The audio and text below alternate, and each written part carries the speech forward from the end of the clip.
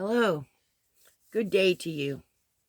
Today is the 11/11 portal, is it not? Okay, so I apparently got 14 minutes, and I have some things I need to share.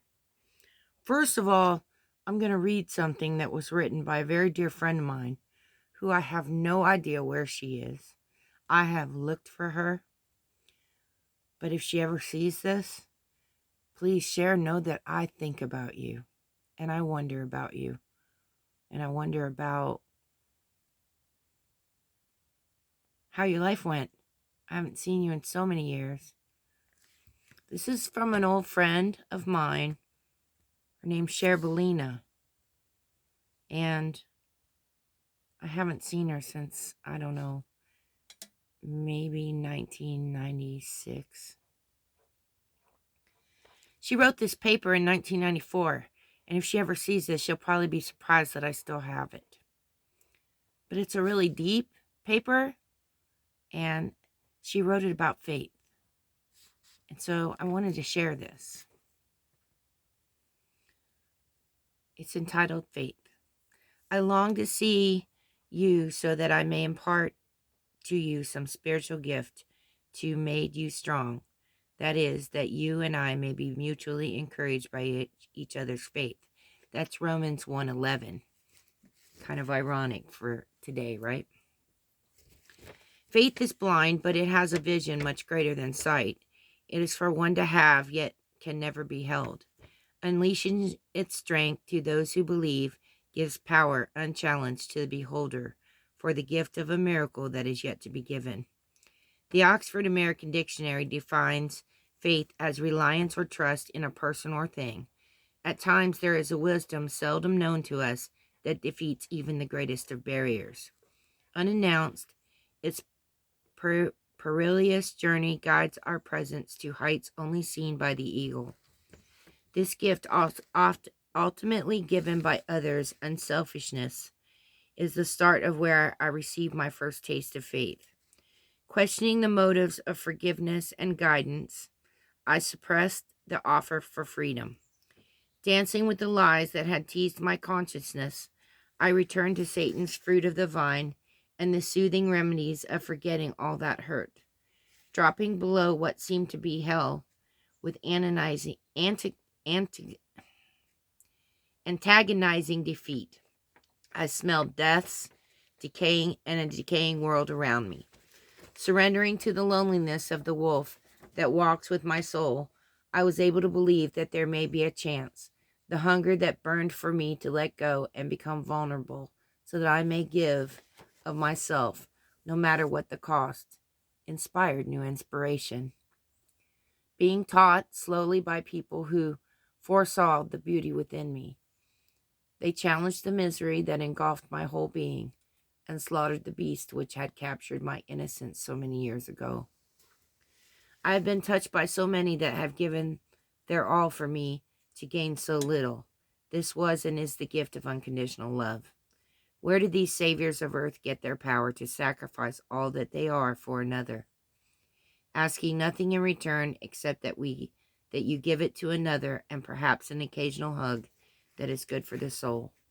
How compassionate are their dreams of hope to give to another what they themselves have already received. Hope is all that we desire to break the chains that imprison the soul, to open the doors that have been locked, and to set free the desolate heart. There could be no other reality such as faith that does for us what we cannot do for ourselves. A never-ending passion that burns from the candle of our minds. It brings forth hope that not only for myself, but for the tortured ghosts that long to be set free. Faith walks beyond the imagination, surrounding a belief of the unknown that cannot be seen, touched, or sometimes not even heard. Speaking to the voices of mending hearts, forgiving tongues, and serene minds, it is but for one to listen to the whispers of its love, giving, and hope. It's written by Sher Bellina, and she wrote this in 1994. I used to sponsor her years ago. So Sher Bellina, if you're on the internet and you happen to see this, remember that I think of you. And I'd love to touch base with you again.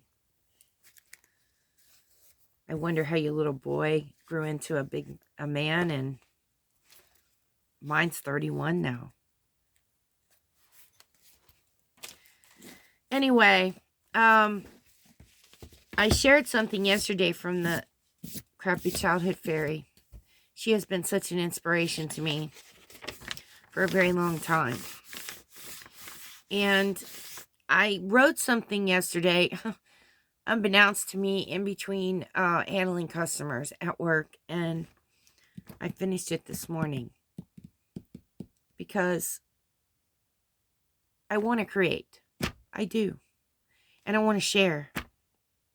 So I'm just going to read what I wrote, and then I'll end this video because I don't have a lot of time today on my memory card. I have to fix that.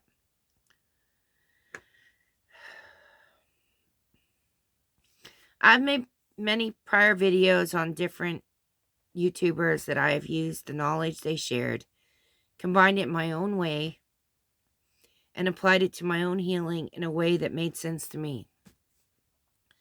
Just like how I apply several different religions together to create a spirituality that suits my beliefs that I choose to call God or Spirit, I refer to both.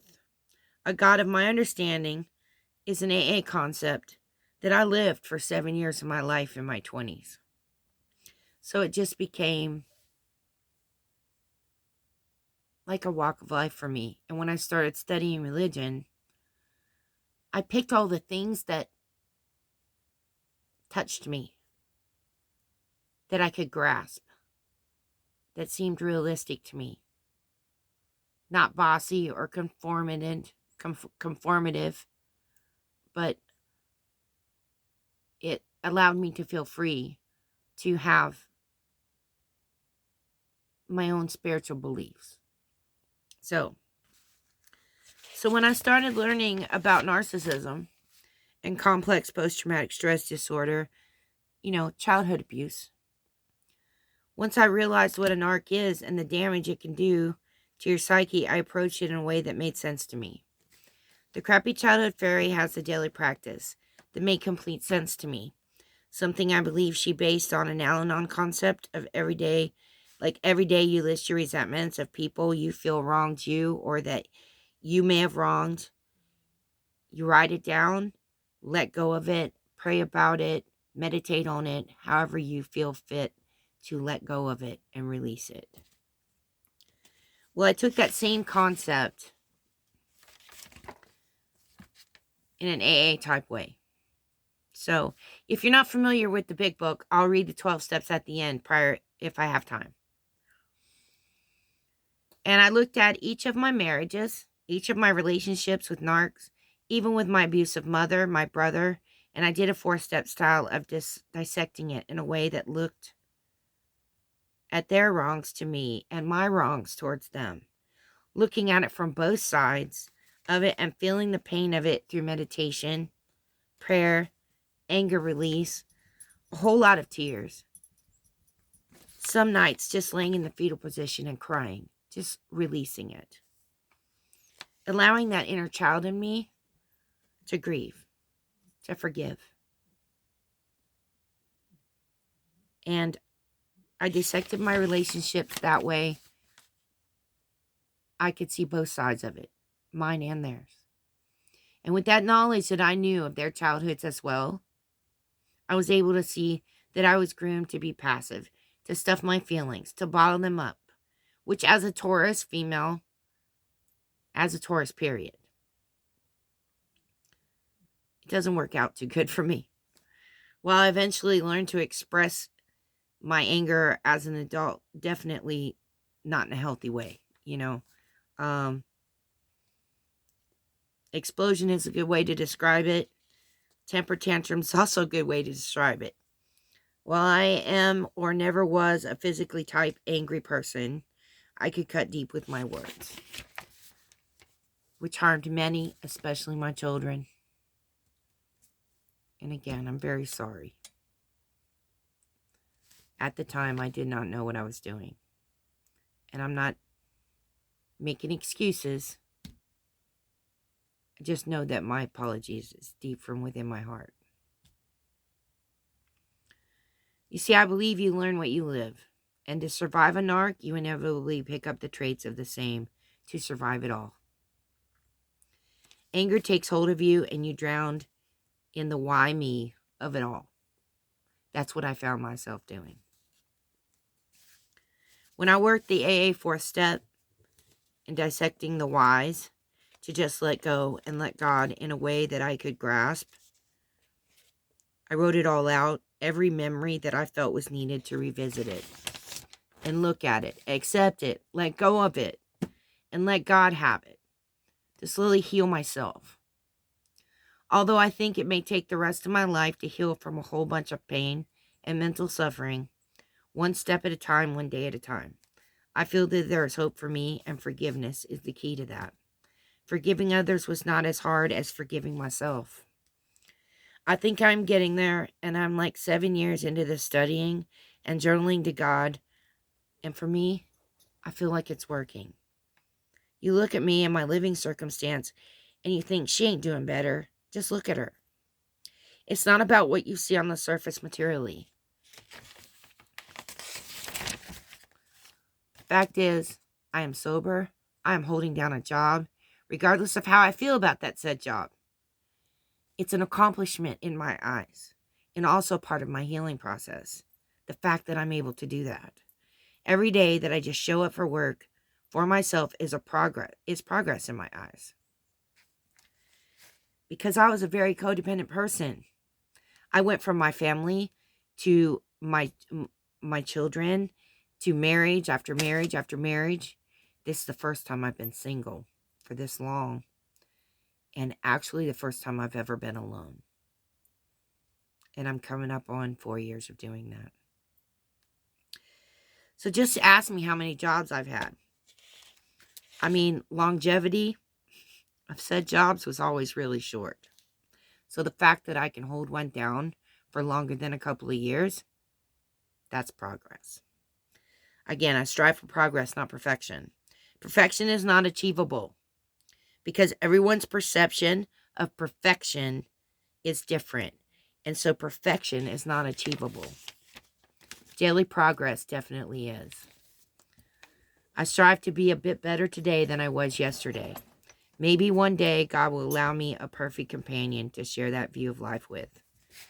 While loneliness can be overwhelming at times, that is when my faith is carrying me. Even though I may have some numb, blank days, that is a trauma response to my mind, that my mind seems to go to for comfort because my brain is so used to the discomfort. Hence, why I think that I'm having an anhedonia response here in the past, I don't know, it seems like a couple years.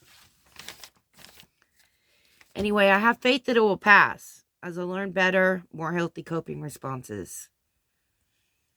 And I want to thank my daughter. Even though she hurts my heart sometimes the way she expresses herself, I also know that it needs to be said. And so, I love you. Thanks for listening, and I hope this may help someone today. I am a firm believer that the Al-Anon A concepts of a 12-step living is a healthy way to dissect and heal from past trauma and come to a point of acceptance of the past and a secure sense of faith in a higher power